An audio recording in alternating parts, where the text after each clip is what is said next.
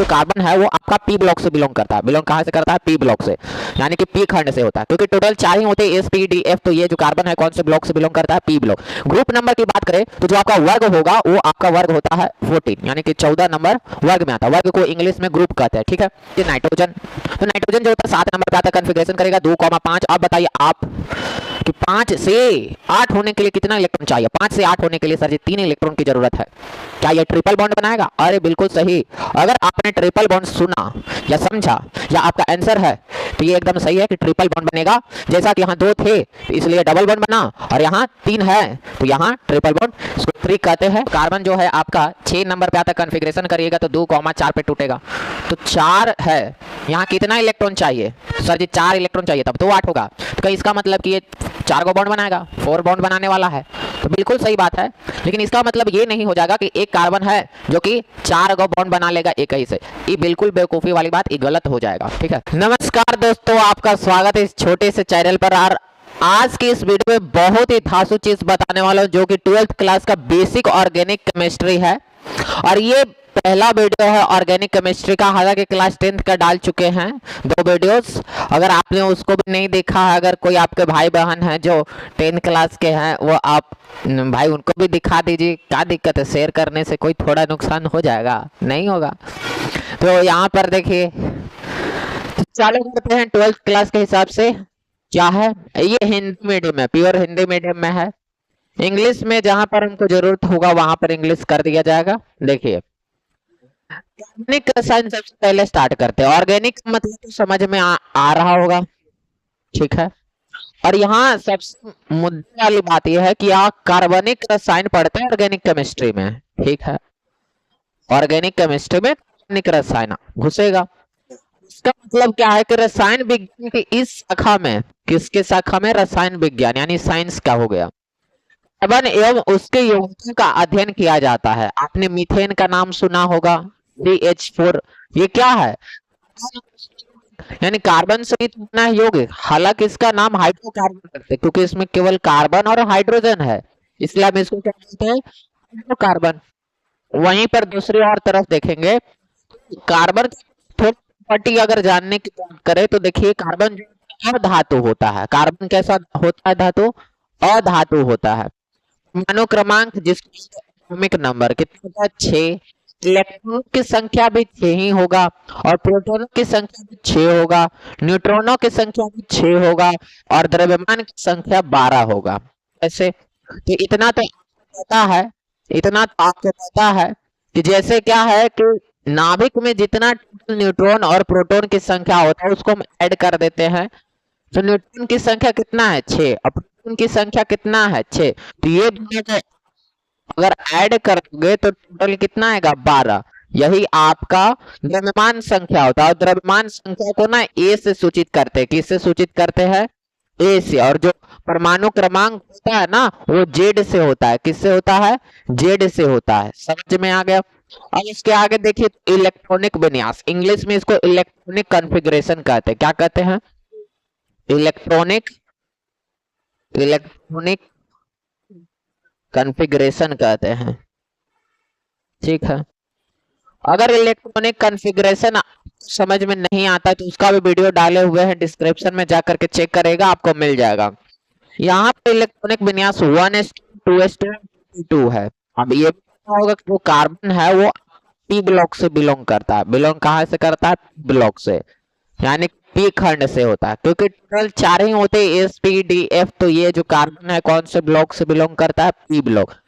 Number की बात करें, जो आपका वर्ग होगा वो आपका वर्ग होता है 14, यानी कि 14 नंबर वर्ग में आता है। वर्ग को इंग्लिश में ग्रुप कहते हैं, ठीक है। तो इसका आउटर मच देखिएगा तो 2s2 चला जाएगा। अब आपको ट्रिक बताए थे कि लास्ट का पकड़ना होता है, तो इस वर्ग का लास्ट की संख्या कितना है? 4। तो लास्ट की संख्या 4 है, तो इसका मतलब कि इसके वैलेंस इलेक्ट्रॉन कितने हो जाएंगे? वैलेंस सेल इलेक्ट्रॉन कितने हो जाएंगे? वो आपका 4 हो जाएगा। इतना तो पता, वैलेंस सेल इलेक्ट्रॉन मतलब कि संयोजी इलेक्ट्रॉन कितने हो गए? 4 हो गए। तो इसका संयोजकता भी 4 होता है। संयोजक कितना होता है? 4, जिसको बोलते हैं वैलेंसी। और जो संयोजी इलेक्ट्रॉन यानी वैलेंस सेल इलेक्ट्रॉन है वो कितना होगा? 4, ठीक है। तो यहाँ जोड़िएगा तो कितना आ जाएगा 4। जब कॉन्फ़िगरेशन करिएगा तो ये आपका बाह्यतम कोश का इलेक्ट्रॉन होता है। बाह्यतम कोश का इलेक्ट्रॉन दोनों ऐड करेंगे तो कितना हो जाएगा +4। तो इसको हम ना बाह्यतम कोश का इलेक्ट्रॉन डालते हैं। किसका कोश का इलेक्ट्रॉन? बाह्यतम कोश का इलेक्ट्रॉन। बाह्यतम इलेक्ट्रॉन, बाह्यतम इलेक्ट्रॉन डाल देते, ठीक है। इंग्लिश में बोले तो आउटर मोस्ट सेल इलेक्ट्रॉन या फिर वैलेंस सेल इलेक्ट्रॉन, ठीक है। इसकी आगे की बात करें तो जो कार्बन है वो 4 सहसंयोजी बंध बनाने की प्रवृत्ति रखता है। ये बिल्कुल सही है। देखिए 4 कहने का मतलब कि यहाँ पर जितना नॉर्मल कॉन्फ़िगरेशन करके अगर चलते हैं तो नॉर्मल कॉन्फ़िगरेशन में जो आपका आएगा, मतलब नॉर्मल कॉन्फ़िगरेशन को एनसी से डिनोट कर रहे हैं, यानी सामान्य विन्यास के रूप में कैसे होगा तो 2,4 होगा। है कि इस 4 जो दूसरी सेल होता है, जो दूसरी कक्षा होता है, उसमें टोटल 8 इलेक्ट्रॉन होने चाहिए, लेकिन 8 है क्या? 8 नहीं हो पाता। यहाँ पर कितना है? 4 है। तो यहाँ 4 से 8 होने के लिए कितना इलेक्ट्रॉन चाहिए? तो 4 से 8 इलेक्ट्रॉन होने के लिए यहाँ पर 4 इलेक्ट्रॉन और लेना पड़ेगा। तो 4 इलेक्ट्रॉन इसको मिलेगा तब ना होगा। तो ये 4 निकाल सकता है ना 4 दे सकता है, मतलब निकाल सकता है ना ले सकता है, मतलब इसका चलता नहीं है। जैसे हम लोग आयनिक यौगिक की बात करते हैं, आयनिक यौगिक में ना इलेक्ट्रॉन निकालते हैं और ग्रहण करते हैं। यहाँ पर ऐसा नहीं है। तभी तो ये क्या बनाता है? सहसंयोजी बंध बनाता है। सहसंयोजी बंध को इंग्लिश में क्या कहते हैं? कोवैलेंट बॉन्ड कहते हैं। क्या कहते हैं सहसंयोजी बंध को? सहसंयोजी बंध को इंग्लिश में कोवैलेंट बॉन्ड कहते हैं। तो याद करने के लिए तरीका अगर बता दूं तो याद करने के लिए बढ़िया तरीका है कि C for carbon, C for covalent bond. यहाँ पर देखिएगा तो कार्बन जो 4 इलेक्ट्रॉन बाहर रख दिया। देखिए समझने का प्रयास करेगा कि जितना इलेक्ट्रॉन चाहिए 8 होने के लिए, जितना इलेक्ट्रॉन चाहिए 8 होने के लिए बॉन्ड बनाएगा। अगर इसको अगर थोड़ा ढंग से समझना है तो एक एक्स्ट्रा पेज लेकर के चलते हैं और समझाते हैं। जैसे मैंने ऑक्सीजन लिया, ऑक्सीजन जो है वो आपका 8 नंबर पे आता है। तो इसका कॉन्फ़िगरेशन करिएगा तो 2,6 पे आएगा। अब आप ही बताओ कि 6 से 8 होने के लिए कितना इलेक्ट्रॉन चाहिए? 2 इलेक्ट्रॉन। मतलब समझ रहे हो? इसका मतलब हो गया डबल बॉन्ड बनेगा। कैसा बॉन्ड बनेगा? डबल बॉन्ड बनेगा। तो डबल बॉन्ड बनाते हैं, इसलिए तो ऑक्सीजन और ऑक्सीजन के बीच में डबल बॉन्ड लगता है। करके देख लो। लो हम ही कर देते हैं। ऑक्सीजन ऑक्सीजन, ये बाह्यतम कोश का कितना इलेक्ट्रॉन? 6 है। यही आपका भी एस की, इसी को कहते हैं वैलेंस शेल इलेक्ट्रॉन। तो 2 हो गया, 4 हो गया और 2 6 हो गया। इसका रख दो, 2 2 4 और 2 6 हो गया दूसरे वाले ऑक्सीजन का। और इन लोगों के बीच में बॉन्ड बना दो। तो ये लो ऐसे, ये लो ले, हो गया। अब इसको ऐसे कर दो और इसको भी ऐसे कर। एक बात बताओ, ये अपना स्टैक कर लिया क्या? स्टैक मतलब होता है, ठीक है। 4 2 6 और 2 8। हाँ सर 8 इलेक्ट्रॉन हो गया। यहाँ पर भी गिनिए तो 8 इलेक्ट्रॉन हो जाएगा। अरे तो हमको 8 ही तो इलेक्ट्रॉन करना था। मुद्दा ये है कि हमको कैसे पता चले कि वो डबल बॉन्ड बनाएगा कि सिंगल बॉन्ड बनाएगा? पता है ना। जैसे यहाँ पर 6 से 8 होने के लिए कितना इलेक्ट्रॉन चाहिए? 2, इसलिए डबल बॉन्ड बन गया। वहीं एग्जाम्पल लेकर के बताते, एक नहीं, 2 नहीं, 3 नहीं, बहुत सारे एग्जाम्पल लेके बताते हैं। अब वो समझिए। दूसरा एग्जाम्पल अगर मैं लूं तो जैसे देख लीजिए नाइट्रोजन। तो नाइट्रोजन जो है 7 नंबर का कॉन्फ़िगरेशन करेगा, 2,5। अब बताइए आप 5 से 8 होने के लिए कितना इलेक्ट्रॉन चाहिए? 5 से 8 होने के लिए सर जी 3 इलेक्ट्रॉन की जरूरत है। क्या ये ट्रिपल बॉन्ड बनाएगा? अरे बिल्कुल सही। अगर ट्रिपल बॉन्ड सुना या समझा या आपका आंसर है तो ये एकदम सही है कि ट्रिपल बॉन्ड बनेगा। जैसा कि यहाँ 2 थे तो इसलिए डबल बॉन्ड बना, और यहाँ 3 है तो यहाँ ट्रिपल बॉन्ड ट्रिक कहते हैं, यानी कि हो गया। उसकी अगर और देखिएगा तो नाइट्रोजन और दूसरे नाइट्रोजन के बीच में ट्रिपल बॉन्ड लगता है। देख लीजिए यहाँ 3 इलेक्ट्रॉन रहेंगे ना, यहाँ पर भी तो 3 इलेक्ट्रॉन रहेंगे, बाकी बच गया 2, तो दो इधर रहेंगे। हो गया 3 और 2 5। अब इसको घेरा करना है तो घेरा कर दीजिए ऐसे। नाइट्रोजन का देखिए क्या गो हो गया, ये वाला नाइट्रोजन 2 यहाँ है, 3 यहाँ, 3 और 2 5, और इधर भी 3, 8 इलेक्ट्रॉन। इसका भी तो 8 इलेक्ट्रॉन होगा, सिंपल, इसने पूरा कर लिया। अच्छा सर हम आप अपना एग्जाम्पल बता रहे हो, दूसरा एग्जाम्पल और लो। तो मैं दूसरा एग्जाम्पल बताने जा रहा हूँ। जैसे मान लो हाइड्रोजन है, तो हाइड्रोजन का हाइड्रोजन तो 1 नंबर, इसका कॉन्फ़िगरेशन तो एक ही जाएगा। पहली कक्षा में रह गया, तो पहली कक्षा में कितना इलेक्ट्रॉन होना है? अब तुम 8 बनाओगे भाई, बेसिक तुम्हें पता है, पहली कक्षा है तो 2 इलेक्ट्रॉन आएंगे, तो एक है, एक से 2 में जाने के लिए कितना इलेक्ट्रॉन चाहिए? 1 इलेक्ट्रॉन चाहिए। तो 1 इलेक्ट्रॉन चाहिए तो क्या करना है? इसका मतलब क्या ये सिंगल बॉन्ड बनाएगा?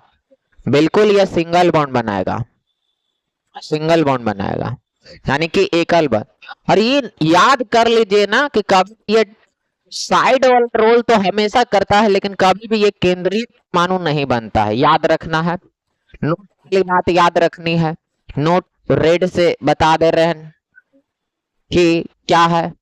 हाइड्रोजन जो है हमेशा, हाइड्रोजन इंग्लिश में भी तो हाइड्रोजन ही कहते हैं, हाइड्रोजन हमेशा हमेशा single bond, single bond, Hindi में बोले तो एकल बंध है, एकल बंध कहते हैं। बंध हो या आबंध बोलो वो सब सही है, दोनों सही है। तो हाइड्रोजन हमेशा सिंगल बॉन्ड बनाता है, बनाता है, कोई दिक्कत नहीं है। हाँ एक पॉइंट यहाँ लिख देते हैं कि ये केंद्रीय परमाणु कभी नहीं बनाता है, हाइड्रोजन कभी नहीं केंद्रीय केंद्रीय परमाणु परमाणु बनाता है, कभी नहीं बनाएगा। ठीक है, इसको ऊपर भेज देते हैं। ठीक है, दिख रहा हो। अब यही हाइड्रोजन हाइड्रोजन वाले के साथ, इसीलिए तो हाइड्रोजन हाइड्रोजन के साथ सिंगल बॉन्ड लगता है, समझे, समझा करिए। तो ये दो पॉइंट हमेशा याद रखना कि हाइड्रोजन हमेशा सिंगल बॉन्ड बनाता है, और हाइड्रोजन कभी नहीं केंद्रीय परमाणु बनाता है, कभी भी नहीं बनेगा। केंद्रीय परमाणु को इंग्लिश में सेंट्रल एटम कहते हैं, सेंट्रल एटम कहते हैं। जैसे एक एग्जांपल देके बताता हूँ, उदाहरण के तौर पर समझिएगा। मैंने लिया H2O, ठीक है, H2O लिया, तो H2O में क्या प्रॉब्लम है ना कि सर जी हाइड्रोजन तो आपने पहले ही बोल दिया केंद्रीय परमाणु नहीं बनाता है। तो जैसे एक फंडा होता है कि केंद्रीय परमाणु वही बनाता है जो असल में इलेक्ट्रोनेगेटिविटी में कम होता है। ऑक्सीजन तो इलेक्ट्रोनेगेटिविटी उसका ज्यादा होता है, हाइड्रोजन का कम होता है। ऑक्सीजन का इलेक्ट्रोनेगेटिविटी ज्यादा होता है और हाइड्रोजन का कम होता है, ये तो एक्सेप्शन में हो जाता है हाइड्रोजन। ठीक है, हमेशा याद रखना, बाद में कौन हो जाता है? हाइड्रोजन हो जाता है।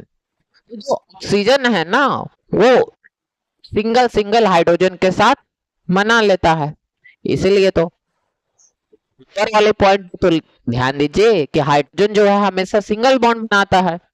यहाँ पे वही चीज समझा रहा है, ऑक्सीजन भले ही डबल बॉन्ड बनाता है, लेकिन एक ही हाइड्रोजन से डबल बॉन्ड नहीं बना सकता, क्योंकि एक हाइड्रोजन तो सिंगल बॉन्ड बनाएगा। तो इसने भी 2 इलेक्ट्रॉन कर लिया, इसने भी 2 इलेक्ट्रॉन आपस में कर लिया, और ऑक्सीजन भी अपना पूरा कर लिया, समझे। तो ऐसे फंडा चलते हैं। ठीक है, क्लियर हो गया, कोई दिक्कत नहीं। अगर दिक्कत नहीं है तो भाई साहब like share subscribe comment section में एकदम भर देना है दबा के। कार्बन का भी देखिएगा, तो कार्बन जो है आपका 6 नंबर पे आता, कॉन्फ़िगरेशन करिएगा तो 2,4 पे टूटेगा, तो 4 है। यहाँ कितना इलेक्ट्रॉन चाहिए? सर जी 4 इलेक्ट्रॉन चाहिए, तब तो 8 होगा। तो इसका मतलब कि ये 4 गो बॉन्ड बनाएगा, 4 बॉन्ड बनाने वाला है। बिल्कुल सही बात है, लेकिन इसका मतलब ये नहीं हो जाएगा कि एक कार्बन है जो कि 4 गो बॉन्ड बना लेगा एक ही से। ये बिल्कुल बेवकूफी वाली बात, ये गलत हो जाएगा। ठीक है, तो यहां से कभी आप ये अंदाजा नहीं लगा लीजिएगा कि सर जी C2 कभी होता है, C2 कभी नहीं होगा। लेकिन हाँ, वो दूसरे से जाकर के जुड़ जाएगा, वो कार्बन ना दूसरे से जाकर के जुड़ जाएगा, जैसे हाइड्रोजन से जाकर जुड़ जाएगा। तो जैसे ही हाइड्रोजन के साथ जाकर के जुड़ जाएगा कोई दिक्कत नहीं है, तो कितना बनाएगा 4 गो, सिंपल। ऐसे चलते हैं। अब ये सोचेगा सर जी एक वाव लगा दीजिए, अरे नहीं लगाना है, कार्बन 4 गो बॉन्ड बनाता है। अगर यहां तक समझ में आ गया तो भाई साहब कमेंट में लिख दो यस सर आ गया। ठीक है, उसके आगे अगर चलते हैं, यहां तक समझ में आ गया कोवेलेंट बॉन्ड। कोवेलेंट बॉन्ड क्या होता है? सहसंयोजी बंध हिंदी में इसको बोलते हैं, और इसका मतलब होता है इलेक्ट्रॉनों को साझा करने से बनता है बंध, इलेक्ट्रॉनों को साझा करना पड़ता है। ठीक है, अब एक कारण CH4 है। आई होप ये वाला तो समझ में आ गया, बैक वाला ही है चीज, तो समझ में आ गया होगा। देख लीजिए कार्बन यहाँ अष्टक पुराया है, ये कार्बन यहाँ पर अष्टक पुराया है। अष्टक नियम तो पता होगा ना, लुईस ने दिया था। तो उसने ये बताया था कि 8 गो इलेक्ट्रॉन पूरा कर लेता है। अष्टक मतलब 8 गो इलेक्ट्रॉन अपने दूसरे सेल में।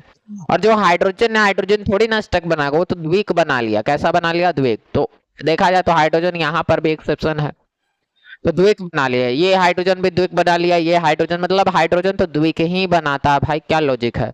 द्विक कहने का मतलब 2 इलेक्ट्रॉन लगा लेता है। ठीक है, कार्बनिक यौगिक क्या होता है? तो कार्बनिक यौगिक, इसको इंग्लिश में ऑर्गेनिक कंपाउंड्स कहते हैं। चलिए समझते हैं ये क्या होता है। हाइड्रोकार्बन, अब इसको 2 टर्म में हम समझाते हैं। एक होता है हाइड्रोकार्बन और एक होता है हाइड्रोकार्बन के व्युत्पन्न। समझिएगा ध्यान से, हाइड्रोकार्बन इंग्लिश में भी तो हाइड्रोकार्बन ही कहेंगे। तो केवल ही केवल only have carbon and hydrogen element, केवल क्या होंगे? तो कार्बन और हाइड्रोजन एलिमेंट होंगे, इसके अलावा कोई और नहीं होता है। जैसे उदाहरण के तौर पर CH4 हो गया, C3H8 हो गया, C4H10 हो गया, CH3 हो गया, इसी के साथ बॉन्ड में लगा है CH2, CH3 एंड एक्सेट्रा, बहुत सारे करोड़ों अरबों खरबों के आते हैं ये सब हाइड्रोकार्बन्स। तो ये इतना सारा हो सकता है। ठीक है, लेकिन इसके अलावा में भाई साहब हाइड्रोकार्बन में नहीं होता है। हाइड्रोकार्बन में सिर्फ ही सिर्फ कार्बन और हाइड्रोजन की दोस्ती, दूसरा कोई और नहीं होता है। लेकिन जैसे हाइड्रोकार्बन की व्युत्पन्न की बात करते हैं, इंग्लिश में भी हाइड्रोकार्बन को हाइड्रोकार्बन ही कहते हैं, हिंदी में भी हाइड्रोकार्बन ही लिखते हैं। तो हाइड्रोकार्बन के व्युत्पन्न मतलब कि व्युत्पन्न मतलब होता है डेरिवेशंस। व्युत्पन्न का मतलब क्या होता है? डेरिवेशन। समझिएगा, व्युत्पन्न का मतलब क्या होता है? व्युत्पन्न का मतलब होता है डेरिवेशन।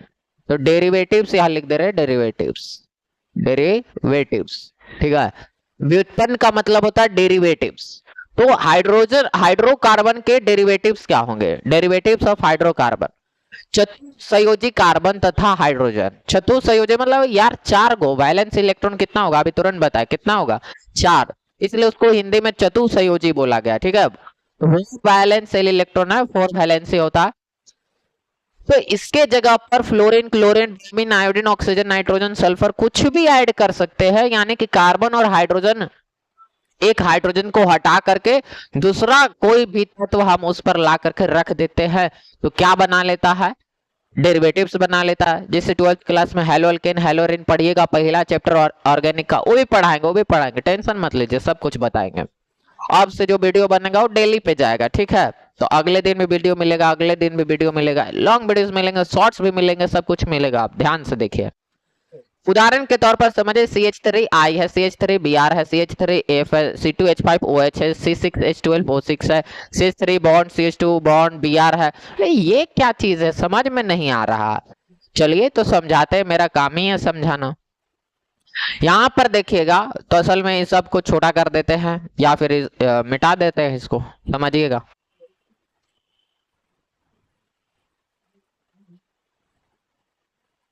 जाओ तुम यहां।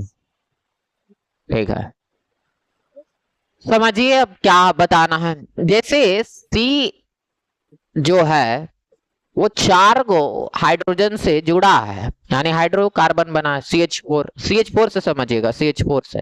अभी तुमने फिलहाल अपना अष्टक नियम पालन कर लिया, 8 गो इलेक्ट्रॉन प्राप्त कर लिए हैं, हाइड्रोजन ने अपना द्विक पूरा कर लिया है। लेकिन लेकिन लेकिन हमें बनाने हैं डेरिवेटिव्स, तो हम क्या करवाएंगे? तो ये वाला मान लेते हैं, अपन मान लेते हैं कि ये वाला यहां से हाइड्रोजन को भगा देते हैं। जैसे ये हाइड्रोजन पूर्ण हो गया तो यहां पर एक सीट खाली हो जाएगा, और एक सीट खाली हो जाएगा तो कार्बन तो ऐसा नहीं चाहता कि भाई मैं अब 3 ही हाइड्रोजन से खुश रहूंगा, यानी कहने का मतलब CH3 से खुश रहूंगा, नहीं ना खुश रहेगा, यानी कि उसको 4 चाहिए। तो कैसे होगा?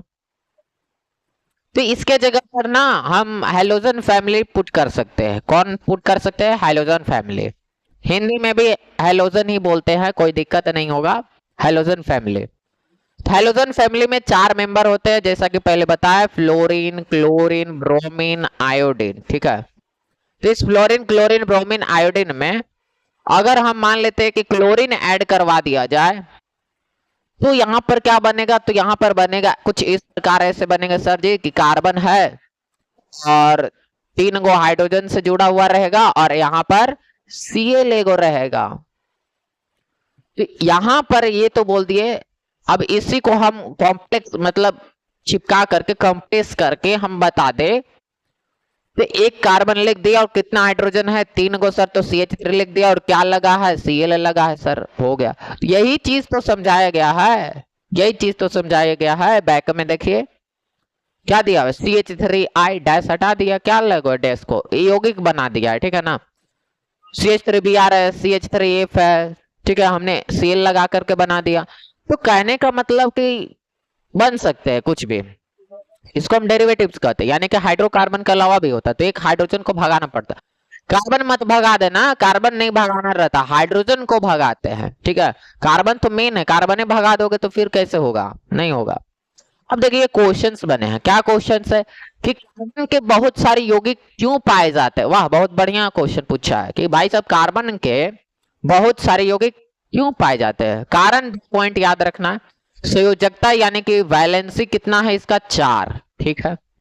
श्रृंखलन का गुण, श्रृंखलन का गुण इंग्लिश में इसको बोलते हैं कैटिनेशन प्रॉपर्टी। क्या बोलते हैं? लिख दे रहे हैं, इसको बोलते हैं catenation property. Catenation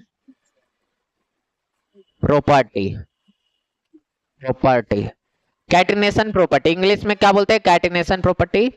long chain बनाता है इसलिए इसको कैटिनेशन प्रॉपर्टी रखते हैं। तो देखो C4 carbon, C4 covalent bond, C4 catenation property याद रहेगा। श्रृंखलन का गुण क्या होता है? तो देखिए वही चीज पूछा है, यानी कैटिनेशन प्रॉपर्टी क्या होता है वही पूछा रहा है। तो कार्बन अन्य कार्बन के साथ जुड़ करके लंबी श्रृंखला बनाता है। देखो डिफरेंशन तो दिया है लेकिन रटने की चीज नहीं है, खुद से भी समझ लो कि भाई लंबी लंबी चेन बनाते हैं कार्बन कार्बन जुड़ करके। देखो उदाहरण पे दिया है 1 2 3 4, और भी जुड़ सकते हैं हम, और भी जुड़ सकते हैं, मतलब हजारों लाखों करोड़ों अरबों खरबों ऐसे बनते हैं ये सब का श्रृंखला। तो इन लोगों का कोई लिमिट नहीं होता है, बनते जाते बनते जाते हैं। इसी प्रॉपर्टी को हमने नाम दिया कैटिनेशन प्रॉपर्टी, हिंदी में श्रृंखलन का गुण, ठीक है। आई होप तो ये फर्स्ट पेज आपको समझ में आ गया होगा, अगर समझ में आ गया तो लाइक शेयर सब्सक्राइब देना है। और आगे देखिए एक और पेज आपका है, लास्ट तो नहीं है, इसके बाद भी इसका सेकेंड पार्ट भी बनेगा, तो अगले दिन ही आपको वीडियो मिल जाएगा। तो खैर देखिए सबसे पहले अब स्टार्ट किया, संतृप्त यौगिक क्या होता है। संतृप्त यौगिक इंग्लिश में हमने बोला सैचुरेटेड कंपाउंड। अब ये सैचुरेटेड कंपाउंड का मतलब क्या होता है? तो आपने 10 क्लास में पढ़ा होगा, सैचुरेटेड हाइड्रोकार्बन जो कि अल्केन होता है, जो कि सिंगल बॉन्ड होता है, फॉर्मूला CnH2n+2। सुना है कि नहीं? अगर सुना है तो भाई साहब कमेंट में लिख दो यस सर सुने हैं। क्या होता है? इस प्रकार के यौगिक में सभी कार्बन कार्बन बंध एकल बंध से जुड़े होते हैं। सही बात है, तुरंत हमने बोला ना कि संतृप्त हाइड्रोकार्बन या संतृप्त यौगिक में अल्केन ग्रुप आता है, और अल्केन आता है तो भाई साहब ये सिंगल बॉन्ड होगा। कैसा बॉन्ड होगा? सिंगल। किस बीच में? हाइड्रोजन तो हमेशा सिंगल बनाता है, तुम क्यों हाइड्रोजन के पीछे लगे हो बॉस? हाइड्रोजन हमेशा सिंगल बॉन्ड बनाता है, तो फिर किसके बीच में? याद करो, फिर से आपको बताने जा रहे, याद करो। जैसे होता क्या है, हाँ इधर बता दिया जाए, चलो इधर बताते हैं। कार्बन के बीच में सिंगल बॉन्ड बन रहा है, इसको तो हमने बोल दिया अल्केन सर। क्या बोल दिया? अल्केन। तो ये जो होता है ये सैचुरेटेड होता है। क्या होता है? सैचुरेटेड हाइड्रोकार्बन या सैचुरेटेड यौगिक में जाता है। वहीं दूसरी तरफ देखेंगे तो कार्बन कार्बन के बीच में डबल बॉन्ड भी जा सकता है, अब इसी को हम क्या बोल देते हैं सर जी, अल्कीन बोल देते हैं। अच्छा, इसी के बीच में इसको मिटा देते हैं, इसी के बीच में कार्बन कार्बन के बीच में ट्रिपल बॉन्ड भी जाएगा, तो ये क्या हो जाएगा, अल्काइन बोल देते हैं, अल्काइन बोल देते हैं। तो अल्कीन और अल्काइन ये सब आपस में ना मिलके अनसैचुरेटेड बनाते हैं, अनसैचुरेटेड, अनसैचुरेटेड बनाते हैं। अनसैचुरेटेड करने का मतलब असंतृप्त, ठीक है। तो इसका फॉर्मूला होता है CnH2n+2, इसका फॉर्मूला होता है CnH2n और इसका फॉर्मूला होता है CnH2n-2। कहने का मतलब कि वो चीज तो आगे भी पढ़ाएंगे, ऐसा नहीं है कि ऐसे लपेट के चल जाएंगे, आगे भी पढ़ाएंगे, लेकिन एक ले में पढ़ाएंगे ना, एक जैसे लेवल पे होता है, ठीक है। तो इसलिए समझाना जरूरी है। अब ये मत कर देना कि सर जी कार्बन कार्बन के बीच में 4 को लगा देंगे, 3 को लगाए ना सर, 4 लगा दे, अभी तुरंत बताए नहीं होता है, ठीक है। सिंगल बॉन्ड बन सकता है जिसको अल्केन में डाले, जो कि केवल सैचुरेटेड होता है, सैचुरेटेड में केवल सिंगल बॉन्ड होता है। इसलिए तो यहाँ पर लिखा है, क्या लिखा है कि इस प्रकार के यौगिक में सभी कार्बन कार्बन बंध एकल बंध से जुड़े होते हैं, एकल बंध मतलब कि सिंगल बॉन्ड से, ठीक है। देख लो उदाहरण, कार्बन कार्बन के बीच में single bond, single bond, single bond, single bond, single, मतलब हर जगह सिंगल बॉन्ड, कोई दिक्कत है नहीं। आगे देखो, असंतृप्त यौगिक में क्या है, तो इस प्रकार के यौगिक में कम से कम एक कार्बन कार्बन के बीच में बहु आबंध होते हैं। बहु आबंध करने का मतलब कि देखो, या तो डबल बॉन्ड हो सकता है या तो ट्रिपल बॉन्ड हो सकता है, लेकिन सिंगल बॉन्ड नहीं होगा। तो बोले सर सिंगल बॉन्ड है, भाई डेफिनेशन पे ध्यान, परिभाषा पे, कम से कम बोल रहा है, कम से कम कितना, एक, और यहां पर कम से कम है कि नहीं बताओ, है ना, तो कम से कम एक है कि नहीं, बस तब तो हो गया असंतृप्त। कम से कम होना चाहिए, और किसके बीच में होना चाहिए, कार्बन कार्बन के बीच में होना चाहिए। समझ में आया? अब यहाँ पर समझ में एकदम एक एक पॉइंट क्लियर करो। यहाँ पर भी वही बात बोला कि इस प्रकार के यौगिक में सभी कार्बन कार्बन बंध एकल बंध से जुड़े होते। कार्बन कार्बन बोला ना कि कार्बन और दूसरे तत्व का, जैसे ऑक्सीजन और नाइट्रोजन ये सब होता है, उससे कार्बन कार्बन के बीच में बोल रहा है। यहाँ पर भी वही बोल रहा है कि इस प्रकार के यौगिक में कम से कम एक कार्बन कार्बन बहु आबंध होते हैं। बहु आबंध कहने का मतलब मल्टीपल बॉन्ड्स होंगे, एक से ज्यादा हो सकते हैं। एक से ज्यादा कहने का मतलब डबल और ट्रिपल। अब 4 को थोड़ी ना बनेगा, 3 तक तो बनबे करता है, ठीक है। तो ये डबल बॉन्ड बन गया, कम से कम 2 गो, ठीक है। इनमें से क्या होगा अगर सब में डबल बॉन्ड हो जाए, तो भी असंतृप्त होगा। सब में डबल बॉन्ड तो भी असंतृप्त, समझ में आया? एगो ट्रिपल बॉन्ड तो भी असंतृप्त। कहीं पर भी कम से कम एगो लग जाए ना, सब लग गया तो कोई बात नहीं भाई, वो तो ऐसे ही हो जाएगा असंतृप्त। अब यार क्वेश्चन पूछ दिया, ले भाई अब तो ये तुम बनाना, नहीं तो हम ही बना देते हैं। इनमें से कौन संतृप्त एवं असंतृप्त यौगिक है? इनमें से कौन संतृप्त एवं असंतृप्त यौगिक है? तो देखिए पहला है CH3। भाई हाइड्रोजन से लफड़ा है नहीं है, हमें तो बस कार्बन कार्बन के बीच में देखना है। तो देख लो भाई, कार्बन कार्बन के बीच में, कार्बन कार्बन के बीच में, कार्बन कार्बन के बीच में सिंगल बॉन्ड है, हाँ sir single bond. Carbon carbon के बीच में सिंगल बॉन्ड है, हाँ सर है। तो क्या ये संतृप्त होगा? तो हम इसको लिख देंगे संतृप्त। संतृप्त को इंग्लिश में सैचुरेटेड कहते हैं, वो भी लिख लीजिएगा। यहाँ पर कम से कम हो आबंध एक होना चाहिए। ले यहाँ पर भी डबल बॉन्ड, यहाँ ट्रिपल बॉन्ड, तो ये तो हो गया असंतृप्त हो गया। क्या हो गया? असंतृप्त हो गया। तो यहाँ पर लिख दीजिए असंतृप्त हाइड्रोकार्बन, असंतृप्त हाइड्रोकार्बन हो गया। उसके बाद आगे देखोगे तो CH3 CH2 और सिंगल बॉन्ड, यहाँ पर कार्बन जो ऑक्सीजन के साथ लगा है, तो यहाँ पर भी एक गड़बड़ है। क्या गड़बड़ है कि भाई ये देख करके मत बता देना कि जो कार्बन है वो ऑक्सीजन के साथ जुड़ा हुआ है।